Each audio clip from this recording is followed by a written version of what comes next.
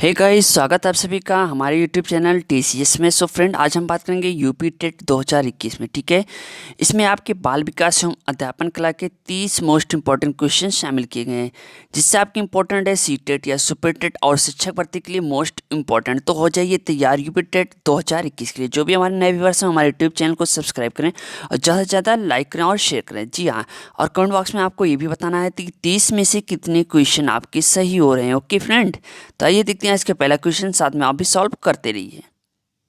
So friend, first question है, Kohler यह सिद्ध करना चाहता था कि सीखना डैश। चार ऑप्शन आपके सामने हैं। देखिए यहाँ पे जो राइट ऑप्शन होगा ऑप्शन सी यानी ऑप्शन 3, संज्ञानात्मक संकार्य। ठीक है, कोहलर के अनुसार अगर हम बात करें तो सीखना संज्ञानात्मक संकार्य है। कोहलर ने अधिगम यानी सीखने से संबंधित कई प्रयोगों के आधार पर अंतर्दृष्टि अथवा सूझ के सिद्धांत का प्रतिपादन किया है। इसे सीखने का गेस्टाल्ट सिद्धांत भी कहा जाता है।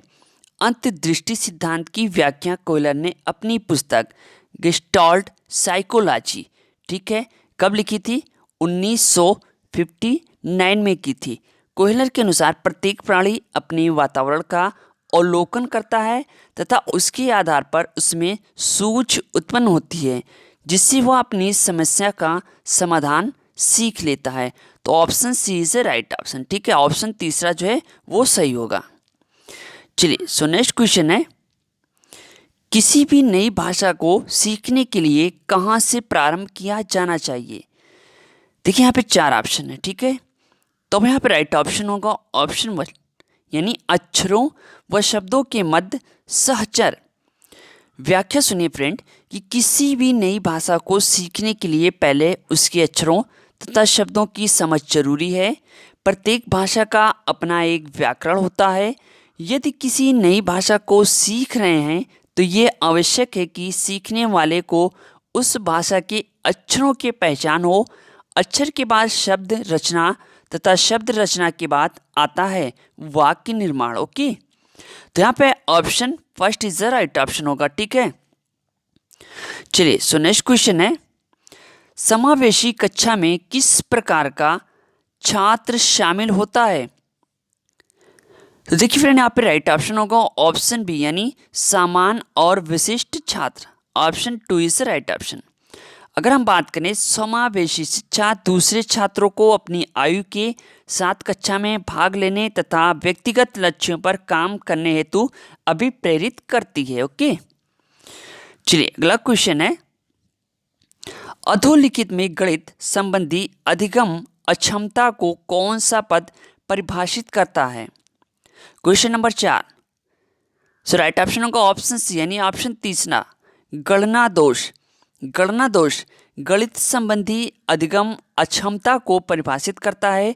एक छात्र अपने परिवेश के साथ परस्पर क्रिया करके अपनी गणितीय सोच को विकसित करता है। स्थूल एवं संदर्भ की समझ ही बच्चे की गणित की आरंभिक समझ होती है। ओके फ्रेंड, चलिए अगला क्वेश्चन देखते हैं, समावेशीकरण की सफलता के लिए आवश्यक है।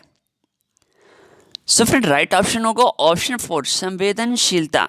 अगर हम बात करें कक्षा में अलग अलग परिवेश तथा वर्ग के छात्र पढ़ते हैं, जी हाँ, जिनकी आवश्यकताएं भिन्न होती हैं। कुशल शिक्षण के लिए एक शिक्षक को सभी छात्रों की कमियों तथा आवश्यकताओं के प्रति संवेदनशील होना चाहिए। सो नेक्स्ट क्वेश्चन है, निम्न में से कौन सा संवेग का तत्व नहीं है? अब यहाँ पे राइट ऑप्शन होगा ऑप्शन 4 यानी संवेदी। देखिए, संवेग मानवीय स्वभाव है। ठीक है, अपने परिवेश एवं बाहरी कारकों के प्रभाव से किसी व्यक्ति के अंदर संवेग या भावना का संचार होता है। सो नेक्स्ट क्वेश्चन है, संज्ञानात्मक क्षेत्र का सही क्रम है? तो हम यहाँ पे राइट ऑप्शन होगा ऑप्शन डी यानी ऑप्शन 4, ज्ञान, अवबोध, अनुप्रयोग, विश्लेषण, संश्लेषण, मूल्यांकन। Okay, theory of cognitive development. Okay, चलिए, सो नेक्स्ट क्वेश्चन है, निम्न में से कौन सा अच्छे शिक्षण की विशेषता नहीं है? देखिए यहाँ पे नहीं शब्द है। ठीक है, सो वेरी इंपॉर्टेंट। सो राइट ऑप्शन होगा ऑप्शन 1 यानी स्वेच्छाचारी। अगर हम बात करें शिक्षण एवं अध्यापन की प्रक्रिया में अनेक कारक शामिल होते हैं। सीखने वाला जिस प्रकार अपने लक्ष्यों की ओर बढ़ते हुए ज्ञान, आचार व कौशल प्राप्त करता है उसे शिक्षण की विशेषता कहा जा सकता है। चलिए सो नेक्स्ट क्वेश्चन है, अभिप्रेरणा का प्रत्याशा सिद्धांत किसके द्वारा दिया गया है? सो फ्रेंड यहाँ पे राइट ऑप्शन होगा ऑप्शन 1, ठीक है, विक्टर ब्रूम। ये देखिए, मनुष्य को विकास करने की स्वाभाविक इच्छा रखने वाला प्राणी माना गया। अभिप्रेरणा का व्यवस्थित सिद्धांत पहली बार अब्राहम मैस्लो ने दिया था। ओके फ्रेंड, चलिए फ्रेंड यहाँ पे जो राइट ऑप्शन होगा ऑप्शन बी यानी मास्लो। ओके, जी हाँ, अभिप्रेरणा को दो बातों का गुणनफल बताया गया, आकर्षण शक्ति एवं प्रत्याशा। विक्टर ब्रूम ने इस सिद्धांत का प्रतिपादन किया था, ठीक है, अपनी पुस्तक वर्क एंड मोटिवेशन यानी 1964 में। समझ गए? तो ऑप्शन 1 से राइट ऑप्शन होगा। जबकि यहाँ पे अभिप्रेरणा का व्यवस्थित सिद्धांत किसने किया था? मास्लो ने। अगर पूछे आपको अभिप्रेरणा का व्यवस्थित सिद्धांत तो मास्लो इज राइट ऑप्शन होगा। अभिप्रेरणा का प्रत्याशा सिद्धांत विक्टर ब्रूम, ऑप्शन 1 होगा। ओके, चलिए सो नेक्स्ट क्वेश्चन है, अग्रिम व्यवस्थापक प्रतिमान किस परिवार से संबंधित है? तो यहाँ फ्रेंड राइट ऑप्शन होगा ऑप्शन सी, सूचना प्रक्रियाकरण। अग्रिम व्यवस्थापक प्रतिमान सूचना प्रक्रियाकरण से संबंधित है, यानी डेविड असुवेल के अनुसार अग्रिम व्यवस्थापक शिक्षण मॉडल को विद्यार्थियों की संज्ञानात्मक संरचनाओं को सुदृढ़ करने हेतु डिजाइन किया गया। सो फ्रेंड नेक्स्ट क्वेश्चन होगा, कौशलों के स्थानांतरण के लिए कौन सा उपयोगी है? तो देखिए यहाँ पर राइट ऑप्शन होगा ऑप्शन 1 यानी कौशल अंतरण एक गति है ना कि उद्देश्य। ठीक, चलिए सो नेक्स्ट क्वेश्चन है, निम्न में से कौन सा शिक्षण का सूत्र नहीं है? देखिए यहाँ पे नई शब्द है, सो वेरी इंपॉर्टेंट। सो राइट ऑप्शन होगा ऑप्शन डी, निगमन से आगमन की ओर। चलिए अगला क्वेश्चन है, सूक्ष्म शिक्षण चक्र का प्रथम पद होता है? तो यहाँ पे राइट ऑप्शन होगा ऑप्शन सी, योजना बनाना। अगर हम बात करें किसी निश्चित शिक्षण व्यवहार पर ध्यान केंद्रित करने के साथ साथ नियंत्रित परिस्थितियों में शिक्षण का अभ्यास करने को सूक्ष्म शिक्षण कहा जाता है। ओके, सो नेक्स्ट क्वेश्चन है, निम्न में से कौन सा अबोध स्तर के शिक्षण में शामिल है? तो यहाँ पर राइट ऑप्शन होगा ऑप्शन डी यानी अन्वेषण की बात हो रही है। समझ गए? चलिए अगला क्वेश्चन देखते हैं, शैक्षिक सुधारों में प्रभावी विकेंद्रीकरण तभी संभव होगा? ऑप्शन 1, जब खंड व संकुल संदर्भ केंद्रों की भागीदारी बढ़े। बी, स्थानीय संदर्भ व्यक्ति उपलब्ध हो। सी, अध्यापकों के पास संसाधन और प्रासंगिक सामग्री भी मौजूद हो। देखिए यहाँ पर राइट ऑप्शन होगा option D, A B C यानी तीनों ये शामिल होना चाहिए, वेरी इंपॉर्टेंट है। चलिए सो नेक्स्ट क्वेश्चन है, एक छात्र पढ़ रहा है, उसका नाम लेकर किसी ने बुलाया, ठीक है, निम्न में से किस संवेदना द्वारा वह छात्र अपनी अनुक्रिया प्रकट करेगा? तो देखिए यहाँ पर राइट ऑप्शन होगा ऑप्शन सी, ध्वनि संवेदना। संवेदना का अर्थ है अनुभूति, ज्ञात व विदित होना। वुडवर्थ के शब्दों में व्यक्ति के अनुभवों का उसके संग्राहकों तक पहुंचने के तंत्र को संवेदना कहते हैं। चलिए सो नेक्स्ट क्वेश्चन है, पियाजे के सिद्धांत के अनुसार प्रसक्रियात्मक अवस्था की अवधि क्या है? चलिए देखिए वेरी इंपॉर्टेंट क्वेश्चन है दोस्त। सो राइट ऑप्शन होगा ऑप्शन सी, 2 से 7 साल। ओके, चलिए अगला क्वेश्चन है, निम्न में से कौन सी बात की बाल्यावस्था के बौद्धिक विकास की विशेषता नहीं है? तो देखिए दोस्त यहाँ पर राइट ऑप्शन होगा ऑप्शन 1 यानी भविष्य की योजना की सूझबूझ। देखिए बाल्यावस्था मानव जीवन की प्रारंभिक अवस्था है।